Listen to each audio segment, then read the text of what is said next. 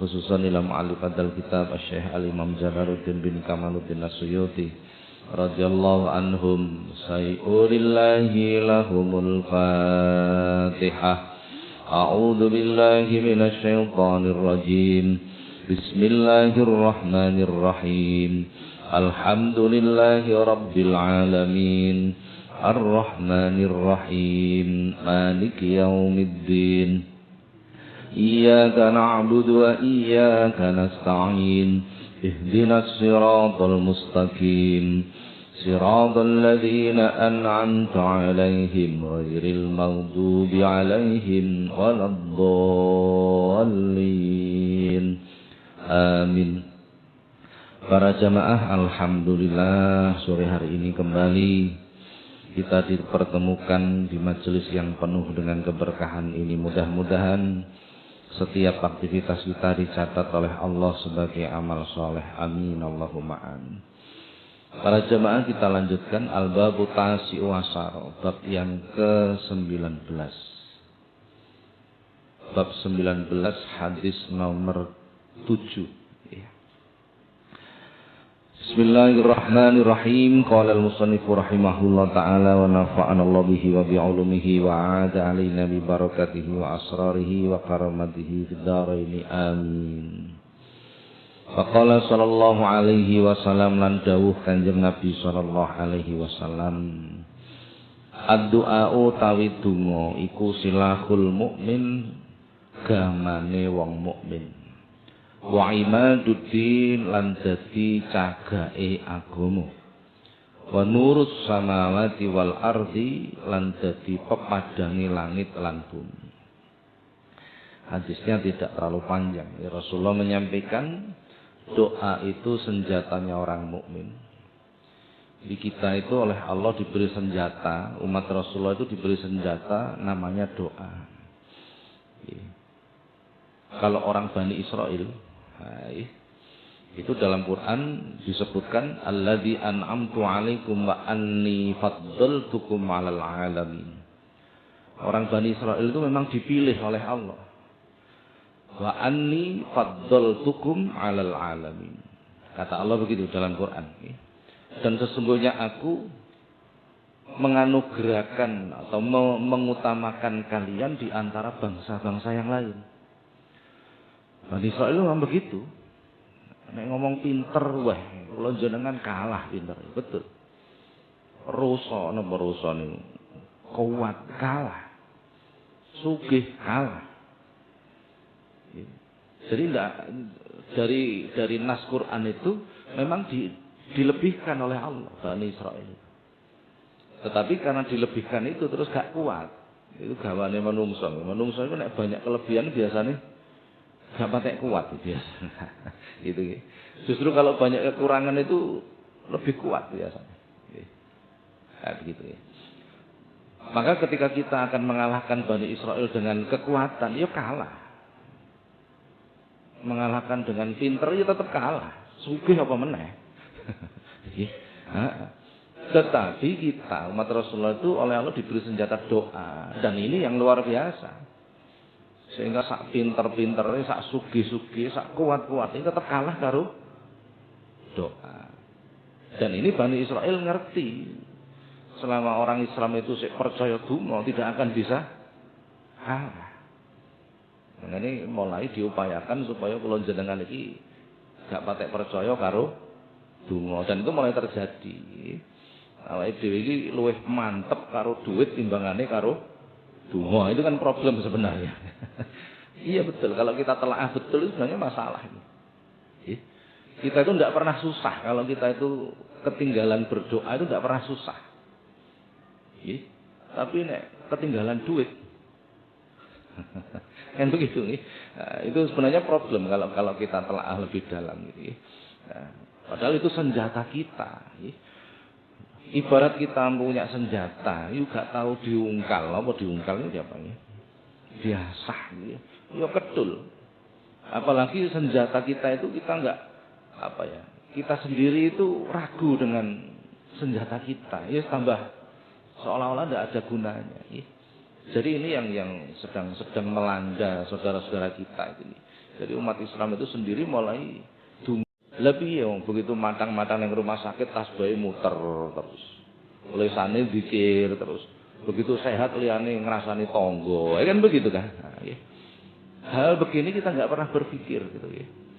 Ya. Bahwa Allah itu sebenarnya sangat sayang kepada kita. Sehingga kita itu diatur sedemikian rupa. Ya. Supaya tetap ada koridornya. Nah, makanya saya pertemuan yang lalu saya mengatakan bahwa ada orang itu berdoa, tapi semakin berdoa itu semakin dibenci oleh Allah. Kenapa? Karena doanya itu memaksa. Doanya itu mengikuti nafsunya. Dan itu problem sebenarnya. Masalah besar. Masalah besar. Ini Rasulullah coba mengajar dengan firsani doa-doa Rasulullah. Mulai bangun tidur, masuk kamar mandi, keluar kamar mandi, berwudu, makan, setelah makan pakai baju, ini kan pirsani doanya. Apa yang diminta itu? Apa yang diminta itu? Jangan akan pirsa bahwa sebenarnya yang diminta Rasulullah itu tidak ada satupun yang mengikuti nafsunya. Tidak ada. Nek kula jenengan donga kan, ya Allah panjenengan paringi cicilan ndang mari, wis ngono tok ae sine nggih. Dan itu aneh sebenarnya. Wayah tuku gak kondo Gusti Allah, wayah bayar. Betul kan? Wayah tukune kredit bisa niku gak kondo Gusti Allah. Maksudnya gak istiqoroh, gak apa gitu lho nggih. Tapi begitu wayah nyicil gak ada duit kondo Gusti, kan aneh itu sebenarnya. Jadi ketika kita bersalah, buah dari kesalahan kita itu kita minta tolong kepada Allah. Nah, jadi doa yang mengikuti nafsu itu sebenarnya doa yang dibenci oleh Allah. Ini urutan doa. Jadi doa itu kalau kita berdoa itu pertama baca bismillah itu harus. Fahuwal abtar kata Rasulullah. Apapun tanpa bismillah itu tertolak. Setelah bismillah kemudian membaca sholawat atau membaca hamdalah, silahkan dibolak-balik boleh.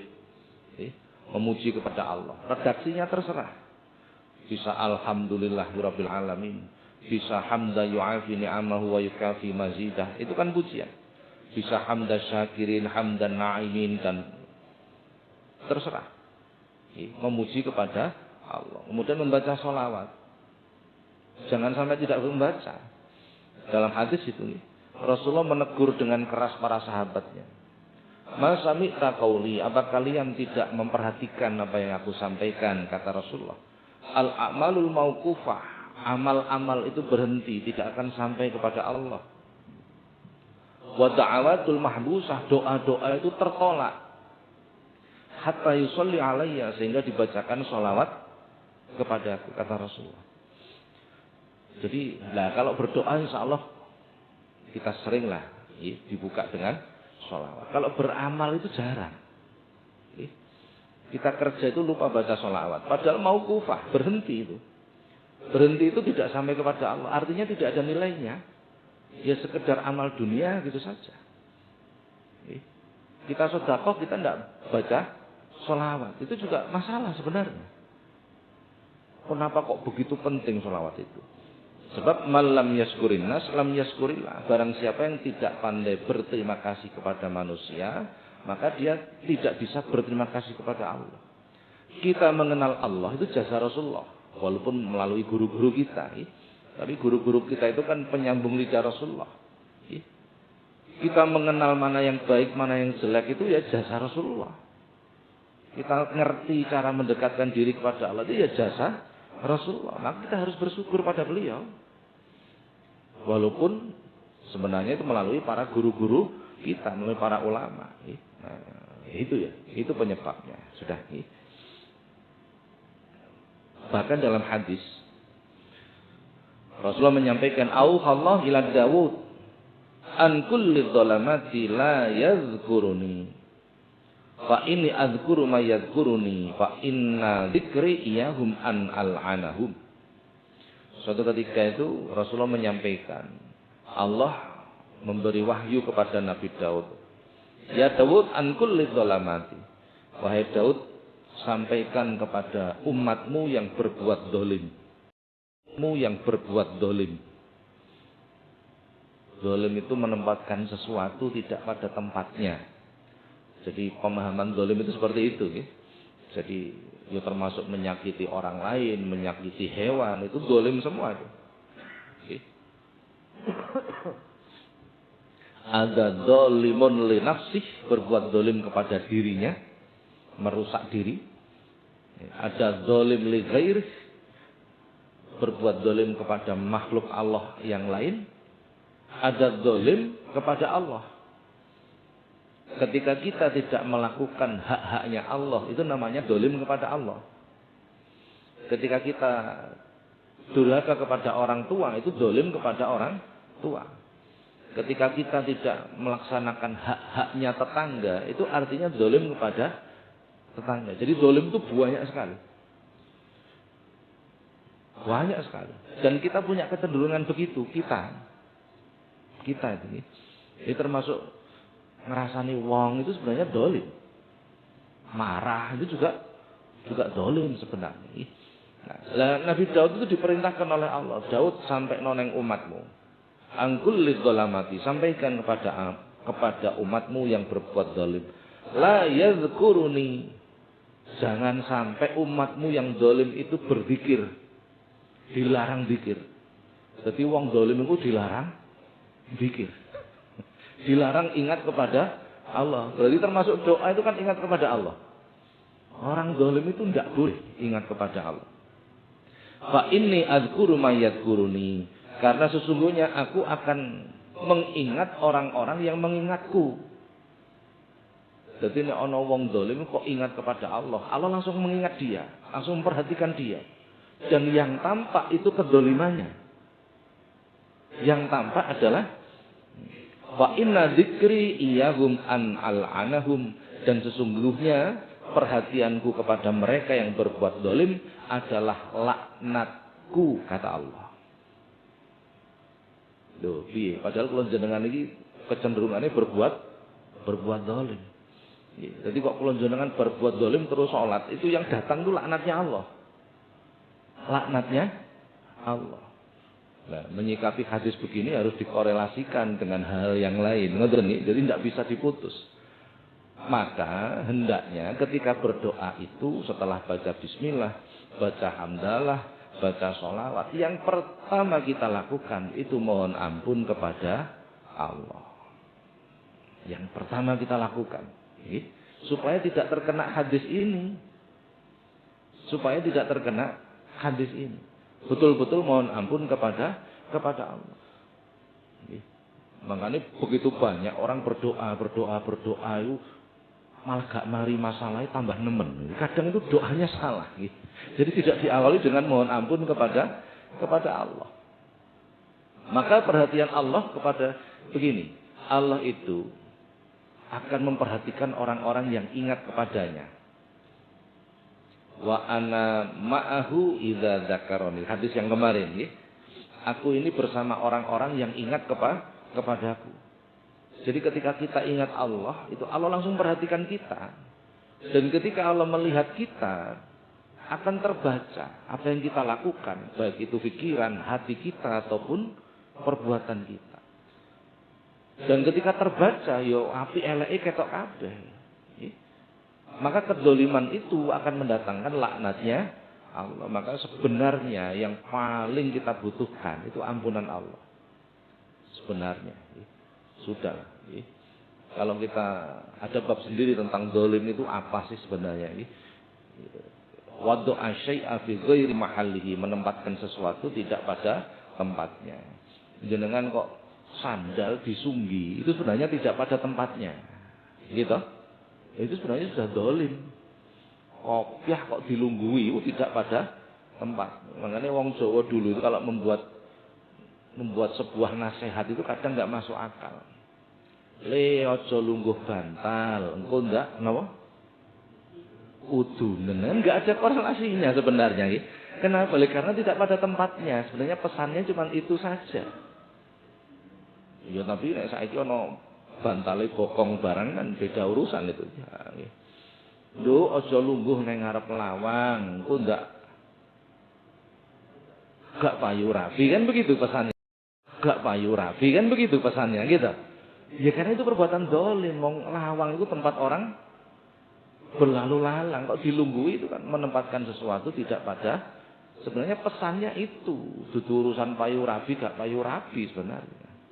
Hindari perbuatan zalim. Nduk nek bengi-bengi aja nyapu omah. Engko ndak bojomu brewok. Lah ini saya nggak bisa jawab ini. Wong saiki sing digoleki sing brewok-brewok. Jadi lagi. Nah, artinya jangan menjadi orang malas gitu loh, nggih. Artinya begitu sebenarnya. Jadi itu pesan-pesan sebenarnya. Maka hindari betul perbuatan zalim itu. Karena zalim itu azab Allah itu disegerakan. Disegerakan itu artinya diberikan di dunia. Artinya disegerakan, maka ketika kita berdoa, maka hendaknya diawali dengan mohon ampun kepada Allah dan hendaknya ngurumangsani. Nah ini yang paling sulit itu nih. Jadi istighfar itu bukan hanya ucapan sebenarnya. Jadi bukan hanya pantes-pantesan, bukan, tetapi ngurumangsani. Apa ngurumangsani itu nih? Betul-betul merasa apa kesalahannya. Dan ini yang apa nih? Kadang kita itu lupa bahwa istighfar itu mohon ampun itu diawali dengan ngurumangsani, merasa tentang kesalahannya tadi. Baik, kita lanjutkan hadis nomor 8. Qala sallallahu alaihi wasallam lan dawuh Kanjeng Nabi sallallahu alaihi wasallam, dakwatul madlumi utawi dungane wong kang den nganiaya iku mustajabatun den sembadan. Wa in kana fajiron senajan ana sapa madlum iku fajiron wong kang lacut. Fafujuruhu maka utawi madharate kelacutane madlum iku ala nafsi tetep ing tese awak dhewe ne madlum. Nah, doa orang yang dizalimi, doa orang yang teraniaya itu mustajabatun. Mandi, kenapa mandi niku apa? Mandi niku napa? Mustajabah, ya mustajabah itu bahasa Arab, bahasa Jawa ini mandi, bahasa Indonesia nih. Apa ya sing enak ya? Mandi ku nek diterjemah bahasa Indonesia mandi ya iso adus barang niki. Mandi itu mudah dikabulkan. Nggih. Jadi ampuh. Jadi doa-doa orang yang dizalimi itu ampuh sekali. Wa in kana fajiran walaupun dia orang yang rusak. Wong bejat sekalipun. Itu doanya mustajab. Saya beri contoh. Panjenengan tas tuku sepeda motor anyar sing paling larang, apa apa jenenge lah. Anggaplah Vespa 100 juta. Oleh 3 dino ilang. Oleh 3 dino hilang, dicolong maling. Berarti panjenengan jadi orang yang dizalimi. Panjenengan kira-kira seneng napa susah? Panjenengan pilih pundi? Vespane balik apa dungane mandi? Ayo. Pilih pundi? Orang yang dizalimi itu doanya mustajabah. Panjenengan pilih Vespane balik apa dungane mandi? Nek kula wani milih dungane mandi. Lho betul iku. Nggih. Lho karena ketika dizalimi itu doa kita mustajabah. Ya Allah Gusti kula ridho Vespa kula ical. Alhamdulillah. Ning kula njaluk genti Gusti Alphard setunggal mawon. Wong mandi kok dungane. Betul enggak? Dan kita sering salah menyikapi itu. Jadi ketika kita itu dizalimi orang, kita keduluan marah pada orang itu. Padahal harusnya berterima kasih. Loh, kita itu sholat malam, itu kepingin doa kita mustajabah. Betul nggak? Kita puasa itu kepingin doa kita dikabulkan kok. Gitu? Awak wiridan maca Quran itu kepingin doa kita dikabulkan. Itu ono jalan paling mudah. Gak nyapo-nyapo dungane. Bahkan ketika kita menjadi orang fajir, orang yang rusak sekalipun, itu doa kita. Bukan saya loh yang ngomong, Rasulullah. Wa in kana fajiran walaupun orang itu orang fajir, orang yang rusak. Urusan rusak itu nanti dihisab sendiri oleh Allah. Dan fafujuruhu ala nafsihi. Urusan rusaknya itu akan dihitung sendiri oleh Allah. Tetapi doa orang yang dizalimi itu mustajab. Lah kita sering lupa di situ. Jadi ketika kita dizalimi uang, dibujuki kanca dan lain sebagainya itu kita marahnya didahulukan. Kita lupa dengan hadis ini. Lupa dengan hadis ini padahal itu menguntungkan kita. Coba akhlak dalam agama kita itu seperti itu. Lho nek ngono lah enak sing bujuki, Pak. Bolak-balik bujuki lho. Kita sering lupa bahwa ada pengadilan Tuhan. Allah itu al-adlu, zat yang maha adil. Ya ngoten nggih. Betul nek kula yo wani milih dungane mandi nek kula betul. Betul itu nggih. Lah sering kali kita lupa. Kula niki pun dibujuki wong bolak-balik lho, Pak. Dianiaya wong bolak-balik lho, Pak. Donga kula gak kabul-kabul. Kose, belum selesai. Keterangan niku mengenai ngaji nek gak mari niku bahaya asline. Begini, kata Rasulullah itu, as-sabru fi sadmatil ula. Sabar itu pada pukulan pertama. Pada pukulan pertama. Waktu terjadi masalah, itu bagaimana sikap kita? Panjenengan budal salat ning masjid. Sarungan kopian jamaah ning masjid ning tengah dalan iki petuk wong dilok-lokno dipisu-pisui dikeplak. Kira-kira jenengan marah atau menahan marah? Kok begitu ciloko langsung ngamuk? Itu berarti kita belum sabar. Begitu bar ngamuk terus eling ngajine. Ya Allah, astagfirullah. Dawe yai gak oleh ngamukan. Itu namanya bukan sabar. Iku jenenge nyabar-nyabarno, beda ya. Nah, jadi sabar itu ukurannya ketika masalah itu. Begitu buka lawang, Vespane kok ketok hilang, apa reaksinya? Itu ukuran sabar. Kok ngamuk gupuh, wah itu berarti belum sabar. Begitu leren eling ngaji ini gak oleh ngene iki. Astagfirullah, itu belum sabar. Itu jenenge nyabar-nyabarno. Apa itu nyabar-nyabar? Lah ketika kita bisa bersabar fi sadmatil ula tadi, doa kita mustajab. Doa kita mustajab. Lah kita itu seringkali sumbundek nek jare wong Jawa, napa sumbundek niku? Disum langsung berdosa itu bahaya itu. Terlalu responsif itu bahaya sekali. Karena biasanya kita itu nggak ngolah dulu. Nggak ngolah dulu. Sudah. Jadi sebenarnya ketika kita didolimi orang itu, yang diuntungkan itu kita. Yang diuntungkan kita. Maka jangan berbuat dolim. Jangan bersestu betul. Usahakan. Dan menghindari itu sangat sulit. Amat sangat sulit. Mungkin kita nggak dolim dengan tetangga. Karena mungkin tidak berani atau apa. Tetapi kita mungkin dolim dengan keluarga kita. Itu juga sama saja.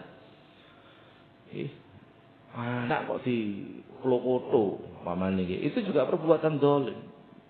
Masih anak-anake dhewe. Betul itu anakku.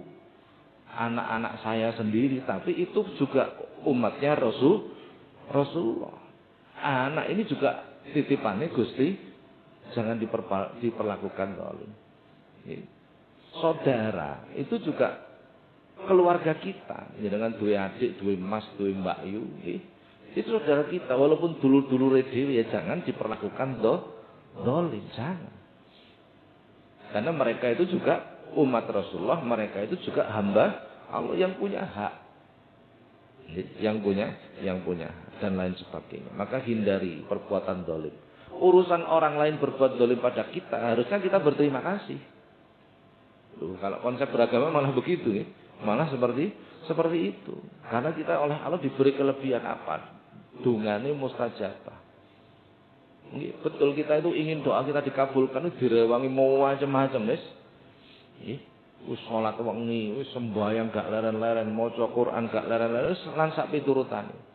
Nah, ternyata ketika kita dizalimi orang itu, justru itu lebih menguntungkan kita. Nah kan kudune kita berterima kasih pada orang yang berbuat zalim. Wah, gak usah ngomong berterima kasih lah, iso sabar ngono wis luar biasa gitu. Dalam hadis Rasulullah menyampaikan, salasun man kunna fihi hasabahullahu hisaban yasira wa adkhalahul jannah. Ada 3 golongan, ada 3 orang yang oleh Allah itu akan dihisab dengan mudah besok di hari kiamat. Hisab itu gak teman-teman, harusnya dihisab umpamane setahun, ternyata sehari wis selesai. Jadi ketika malaikat sing bagian menghitung amal itu memulai, kowe jenengmu Fulan bin Fulan, nggih, omamu kene, nggih. Lahir tahun semene, nggih, mati tahun semene, nggih. Gusti Allah terus dawuh, malaikat dalam Gusti, kuwi kongkon lewat. Lu dereng rampung Gusti, iku bolo dhewe. Ternyata di sana ada seperti itu juga nih. Kisah bayasira wa adkhalahul jannah, dan dimasukkan surga. Siapa 3 golongan itu? Orang yang pertama adalah orang yang tu'ti man haramaka. Wong sing seneng ngelomani wong sing medhit. Ngelomani wong sing, jadi panjenengan kok duit tangga mepet mau wedhite setengah mati. Muni alhamdulillah wis gak adoh-adoh aku nek. Nah, gitu. Setiap hari diberi. Setiap hari dikei. Itu luar biasa keutamaannya. Biasanya kalau jenenge nek ketek wong medhit, gak patek seneng ngekei, betul enggak? Padahal enggak begitu. Dalam urusan agama kita enggak begitu. Nek ketek wong medhit itu kudune kita sering memberi. Nek panjenengan ini ngelomani wong loman, memberi kepada orang yang dermawan, itu pasti suatu ketika kembali. Ana apa-apa dhek ngekei jenengan. Tapi nek ngelomani wong medhit ndak akan balik. Gitu? Nah justru itu peluang kita. Ketika tidak kembali itu Allah mengembalikan. Baik Gusti Allah gak iso ngekei titik ora iso. Zat yang Maha Pemurah itu menguntungkan kita. Sebenarnya gambaran seperti ini itu sudah Allah berikan dalam kehidupan kita sebenarnya. Panjenengan nate pirsa wong nandur jagung ngoten. Nate nggih, masih urip nang kutha lah mestine tau lah nggih. Nandur jagung niku sing ditandur winine cuma 1, paling akeh 2 apa 3 lah. Dititip nang bumine Gusti Allah. Apa jare Gusti, ketika Allah mengembalikan, kira-kira dikembalikan berapa biji? Tidak terhitung sak kelobot-kelobote dilungno kabeh. Jadi ketika Allah memberi itu tidak bisa sedikit Allah itu sebenarnya. Tidak bisa. Sebenarnya yang mengatakan sedikit itu hanya nafsu kita sebenarnya. Nah, yang mengatakan tidak cukup itu keinginan kita. Jadi yang pertama tu'ti man haramaka. Yang kedua watasilu man qata'aka. Golongan kedua yang akan dihisab dengan mudah sekali oleh Allah adalah orang yang menyambung putusnya silaturahim. Ini sulit dipahami. Watasilu mangkoto aka, saya terjemah yang mudah saja. Ngancani satru, napa satru niku? Duduk panganan niku.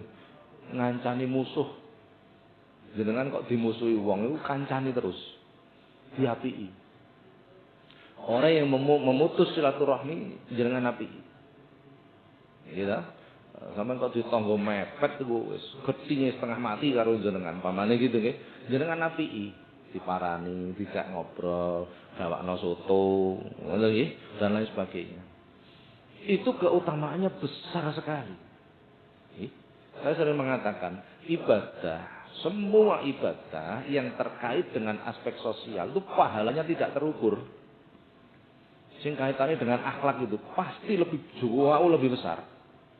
Saya beri contoh. Rasulullah mengatakan idkhalu surur 'ala qalbil mu'min khairum min 'ibadati 60 sanatin.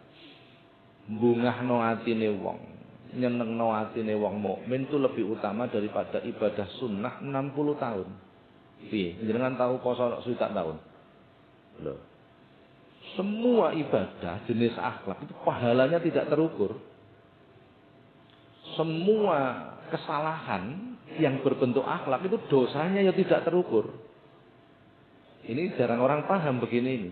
Jadi anggapin beragama ini pokok sholatnya gedhu wis mesti apik. Belum tentu. Belum tentu. kesalahan yang jenis akhlak itu sanksinya itu jauh lebih besar. Ono wong mendem, napa mendem niku? Mabuk. Itu ibadahnya tidak diterima arba'ina yauman, 40 hari. Nanti di bab agak terakhir ada tentang tercelanya peminum khamr ada nanti. Jadi orang minum minuman keras dan sejenisnya, termasuk sabu-sabu dan sejenisnya, itu ibadahnya tidak diterima 40 hari. Tetapi kok ana wong jagongan urusan dunia di masjid, man takalama bi kalami dunya fil masjid ahbatallahu a'malahu arba'ina sanah. Neng masjid kok ngomong urusan dunia, ngambut gawe macam-macam nggih, maka Allah menghapus amal yang pernah dilakukan 40 tahun. Jauh sekali. Jauh sekali. Mendem itu kan dirinya sendiri. Tapi neng masjid ngomong urusan apa? Dunia. Lho, masjid itu Baitullah, omahe Gusti, itu tidak berakhlak. Nanti di sini ada nanti. Orang tahun kas koyo suwin. Kira-kira begitu nggih. Nah, ini betul itu. Jadi semua aktivitas kita yang bersifat sosial, akhlak, itu pahalanya pasti luar biasa. Jadi Islam itu begitu. Jadi kok panjenengan ini dimusuhi wong, jenengan ngapiki wong itu sampai besok hisabnya itu dimudahkan oleh Allah. Hisab bisa mudah itu tidak main-main, betul itu. Hisab itu aduh tersulit itu. Kok dimudahkan itu berarti luar biasa. Jadi panjenengan kok petuk wong sing musuhi jenengan iki jenengan apiki. Dijak ngomong meneng, wis gak apa-apa, sesuk baleni meneh, gawakno rawon. Rawone diterima, tapi dijak ngomong sik meneng ae. Sesuk parani neh, gawakno sop buntut. Ya tetap diterima sop buntute, tapi dijak ngomong, enggak apa-apa sudah. Enggak apa-apa.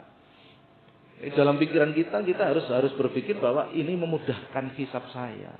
Nek ndelok wonge pegel sampean, kok gak sida ngono, gak sida apik karo wong. Ya, jangan lihat orangnya. Nggih.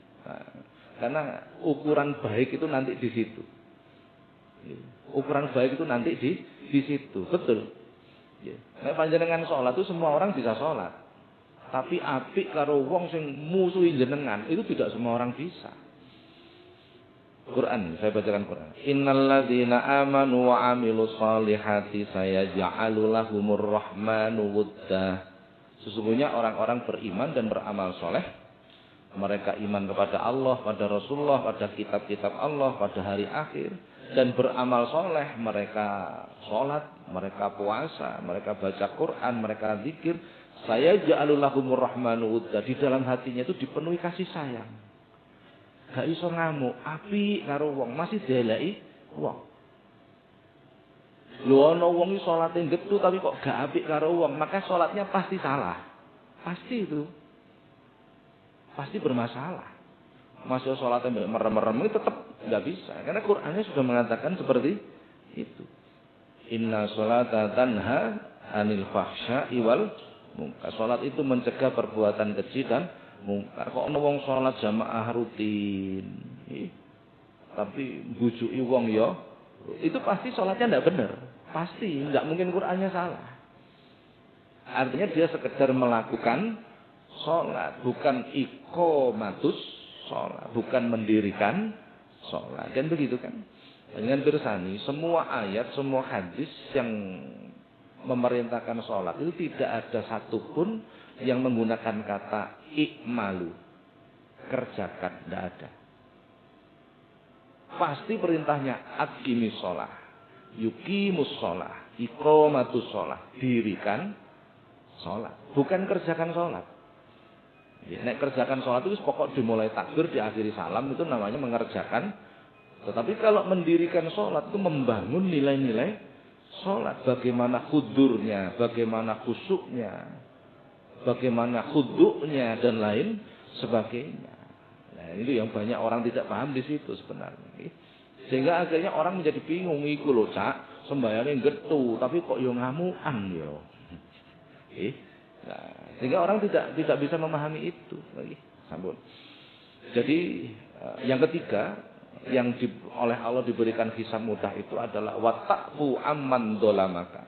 Memaafkan orang-orang yang berbuat dolim kepada kita. Jadi kok jenengan didolimi wong, dibujuki wong, difitnah wong, sebelum orangnya minta maaf, jenengan sepuro riyen. Dan itu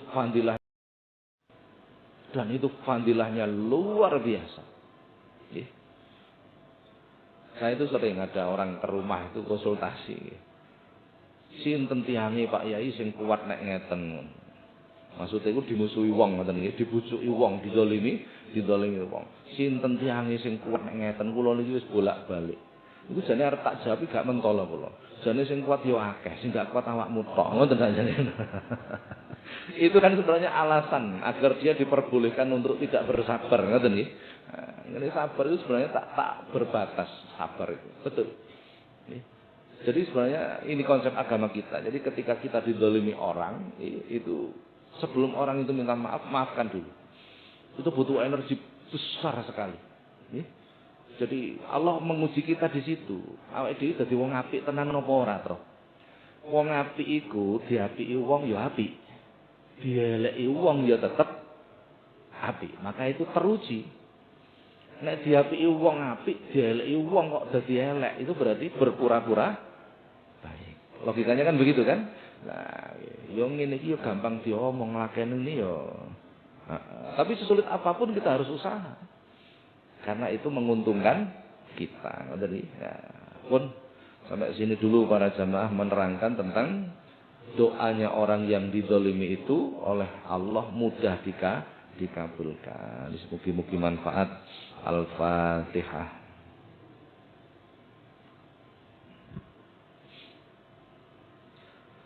Assalamualaikum warahmatullahi wabarakatuh.